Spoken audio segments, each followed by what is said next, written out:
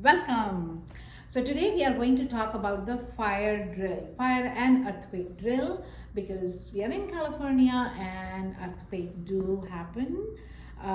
So many years we have never experienced any big earthquake, but we have to make sure that we do have earthquake kits for all the kids who are currently enrolled, which has in a Ziploc bag we have water, some snacks, in case if there is an earthquake, and we have to provide snacks and water to kids.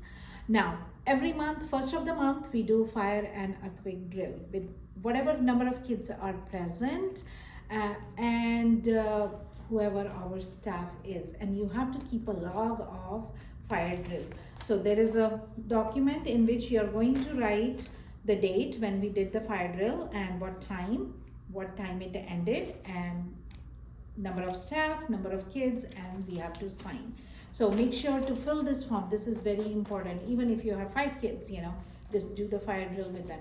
It's better if we have the full class, but we have to maintain this log and we have to do the drill. So how we are going to do the drill? Kids are sitting in the circle time. Usually circle time is the time when we do the drills with them. Circle time, kids are sitting, and we are going to tell them we are going to do the fire and earthquake drill.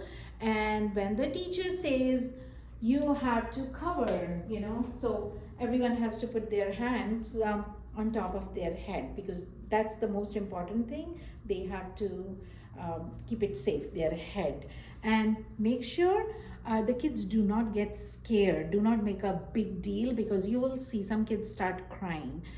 So it depends on the teacher how nicely they explain. Sometimes there is a fire everywhere, it's hot, so we have to exit that place. So just making it fun, that is it cold, and you can talk about the weather.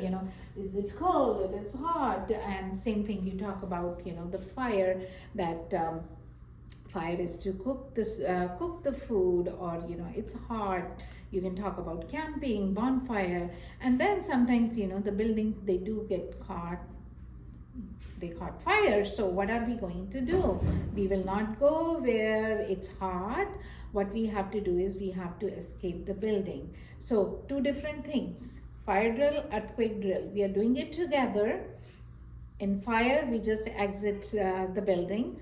In earthquake, first, if the earth is shaking, and that's how we are going to tell kids, if you feel everything is shaking, let's see and all the kids, they're like, everything is shaking. And then what we are going to do, we are going to cover our head, and we have to duck, and we will go under the table. So for all the kids, so this is my classroom. So what I'm going to do is, everyone stand up, and in a very nicely calm manner. No one is going to run around. They're going to be in the line. Follow me, and you will see all the tables are here. So we are going to take the chair out, and we will go under the table. And this is so much of fun when the kids go under. So they will remove their chair, and then they go under the table. And there will be 1 or 2 kids who are like, trying to still find the place, and then the teacher will help them. Okay, come on here. This place is empty. Make sure to take out your chair and go under the table. And once all the kids are under the table, they are safe. And we are just, telling them the earth is still shaking. Just stay there, cover your head. All the kids are there. We take few pictures as a document that we have in the earthquake drill. And then once it's safe, earth is not shaking, things are not shaking, all the kids will come out. They put hands behind their back, and we are going to exit the building. So when they're exit the building, make sure all of them, they have their shoes on. That's why during nap time we prefer the kids have shoes, or if kids have taken the shoes out, put the shoes on before we go to the playground. So that's what we do during our earthquake drill. So once again, when we are trying to go under the table, some kids do feel scared, so please make sure calm them and tell them that's what we are going to do. We have to escape the building.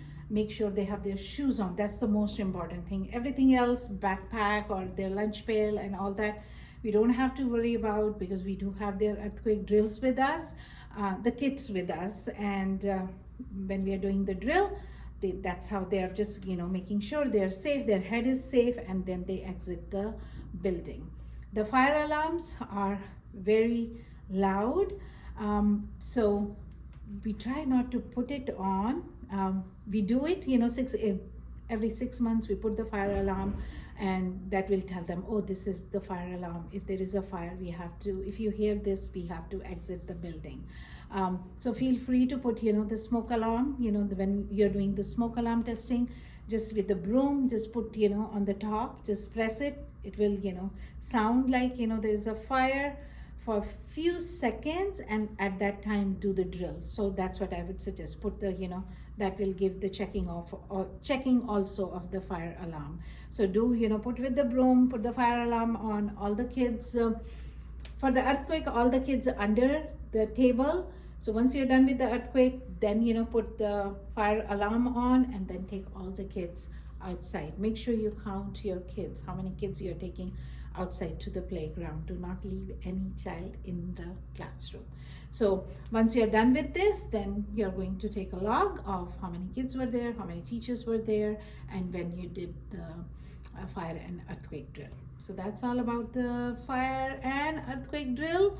Make sure you do it every month and keep kids safe. That's number one thing. Always keep kids safe. With this, we'll see you next time.